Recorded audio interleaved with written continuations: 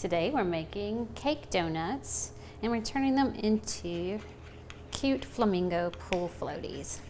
So the first thing I have here is melted Merkin's confectionery coating in a hot pink, perfect flamingo pink. And I've added Paramount crystals to make it nice and fluid. So I could pour this over my donut, but I'm gonna actually make this easy.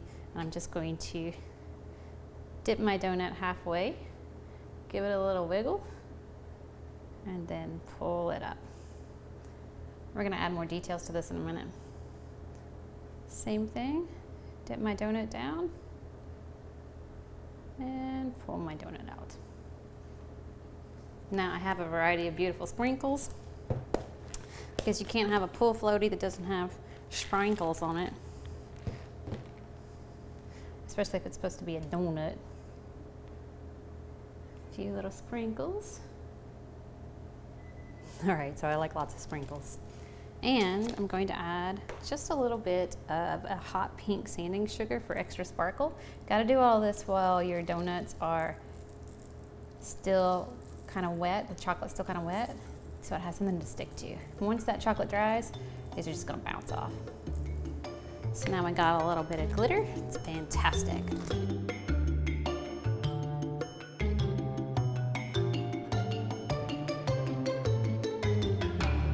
All right, now we're ready to start making the parts of the flamingo. I've got my 2 chocolate dipped cake donuts, and I'm going to use Fonderific's buttercream flavored fondant in hot pink. And I've popped this in the microwave for a really short period of time, about 15 seconds. That makes it just a little bit more malleable, so I can knead it into shape. Now I really enjoy using Fonderific's buttercream fondant because it has characteristics similar to modeling chocolate and fondant. So it will dry harder than modeling chocolate and be less susceptible to the outdoor temperatures right now. So less susceptible to heat, but it has modeling characteristics, which I find perfect, you know, especially if you're like me and your favorite art technique is modeling. So I'm just making this pliable. Get rid of any little dry chunkies that might be in your bowl. All right. So some of the important parts of a flamingo is flamingo's tail. I'm gonna roll a little ball about nickel sized. We have 2 sets of wings.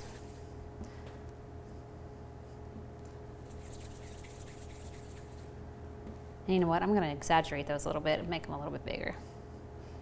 All right, so there's wings. And then lastly is the flamingo's head and neck. So I'm gonna start with a ball, and that is probably about the size of a quarter.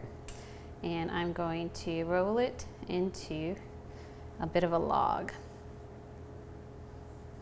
So we're gonna begin with the tail piece, which is the smallest of our little balls, and we're going to roll it in our hand into ball shape, but then we're going to roll it so that it becomes somewhat teardropped in shape. And then just mash that down a little bit, and then add some feather action using a Dresden tool or any other tool really. Just something to give that a little bit of dimension. All right, now we're going to glue this to the back of our donut, whichever side that might be. I think I'm gonna make this, I don't know, this might be the back of my donut. So just a smidge of chocolate on the back. Oh, that was a little more than a smidge.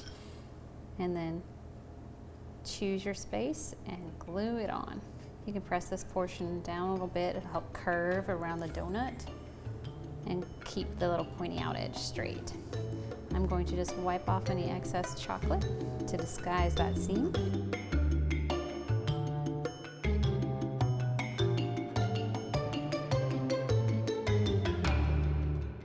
I'm going to start next with the head and neck because I need it to shape and start cooling off so that I have plenty of structure, strength to it. And I'm just going to round this one end. This is where the head's going to be. And I am choosing a notch for the neck, and I'm using my thumb to roll back and forth to reduce the size. I'm also going to roll with my forefinger here where the beak is simultaneously. So now I make something that's shaped kind of like a head. Now it would look awkward if we had to go fat neck here, so you can either pull this out or you can continue to roll it. I prefer to roll it into a swan neck-like shape. And then I'm leaving the outside a little bit fat. So my flamingo looks something like this. Now this is a lot of excess down here, and if I put it on my donut, it's not going to give it any support. So I'm going to take some of this off and just kind of mash this flat. You can also make this more rounded if you like, and just shape it right there. So we're looking for something that has kind of an S curve shape to it. If you're not sure if you're going to love it, stick it on your donut for placement and then adjust as needed. I think this is going to work out well, so I'm just going to lay this down and let it cool off. And I'm going to work on my wings instead.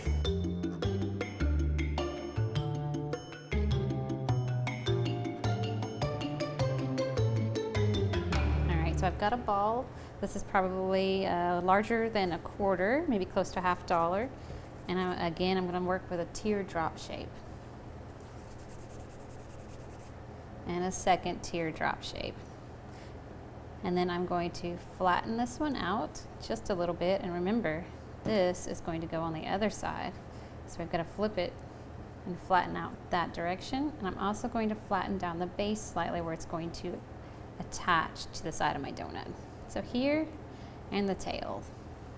And then I'm going to take my Dresden tool and I'm going to add some fun feather accents.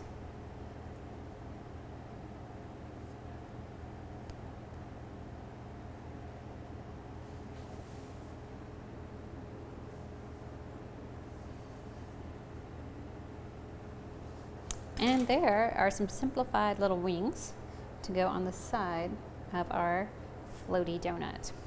So just a little bit of melted chocolate, just like before, and stick it in place.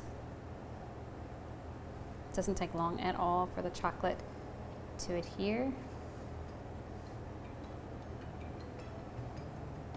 Try to match that up in place. And then I like to flip these out a little bit. Gives them a little more character. Set that aside.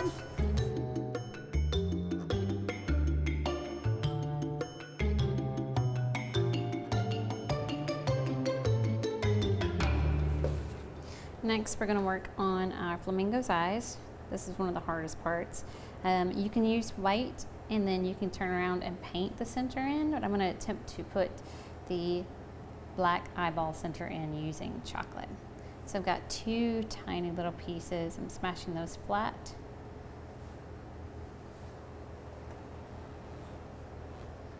And 2 even tinier little black specks. The hardest part is making sure your left and right are approximately the same size. And then to get these specks to attach or adhere, we need to use a little bit of water. Spritz some on our hand, because if we spray it directly on, it will make it too wet. And I'm just using a slightly damp finger and just slightly dampening the surface. Too wet and the black's just going to slide off. Not enough and it's not going to stick. Pick that up, center it, and then lightly press down, just lightly. Try to keep those eyeballs centered. I'm going to leave that there and let it cool off a little bit more while I work on the beak. The beak is probably my favorite part. So again, everything seems to work off of a teardrop shape first. So I've got my teardrop shape and I'm just going to bend that slightly down. Let's see if I can get you to see that. I know it's a hard color. See how it's like a tooth, and then I've bent it down.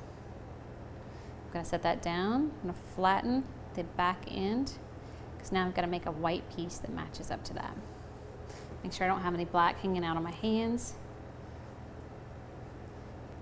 Turning it slightly into a log, and then kind of flattening it on both ends. And basically they're going to meet up together. It's going to take a little bit of water back there. Not too much, because it might act like it's sticking, but there's an oil barrier. When this cools off, it will no longer be stuck together. So we really do have to use water. All right, so water, making that stick. And we still have our little tooth-like or claw shape. I'm going to wet the back side and bring my flamingo forward. And right here, I'm going to press that beak in place. Very nice. All right, we can add the eyeballs. Again, it takes a little bit of water. I'm going to do both sides at once so I can see what's going on. And I'm also going to put a little bit of chocolate right here to make the neck stick to the head. And that'll help prevent any more movement and keep this portion from breaking. So a little bit of chocolate there, just waiting for that to harden up. Straighten my beak back out. I've got my water here, so I'm going to lift one of my eyeballs up gently and place it. And then I'm going to look at it straight on so I can get the left eyeball to match in placement. All right, so we've got our flamingo head. I know he's cute, kind of dorky, and a whole lot of fun. And now I'm going to add some chocolate and tuck that portion of the neck in. Notice I haven't had to microwave the chocolate. I don't want it to be exceedingly hot, otherwise my pieces won't stick.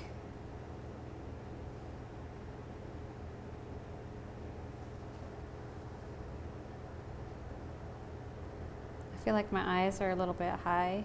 I'm going to drop them down just a little bit. There we go, that feels better. And that is our fun pool floatie. Now, we did talk about the neck wanting to move. We'll use a modeling tool.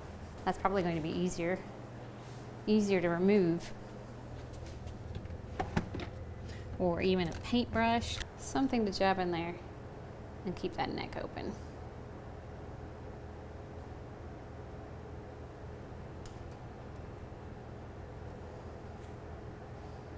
But mine is staying open, so that's not necessary. All right, one last detail. I would like to add some more glitter where the seams kind of meet up and where the top of the head and the top of the wings are attached. And to do that, I'm just adding a little bit of water, rubbing it in so it's tacky but not slick.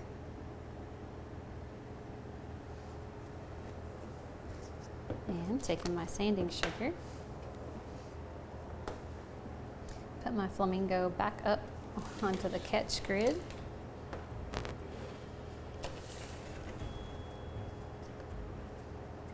And just sprinkle.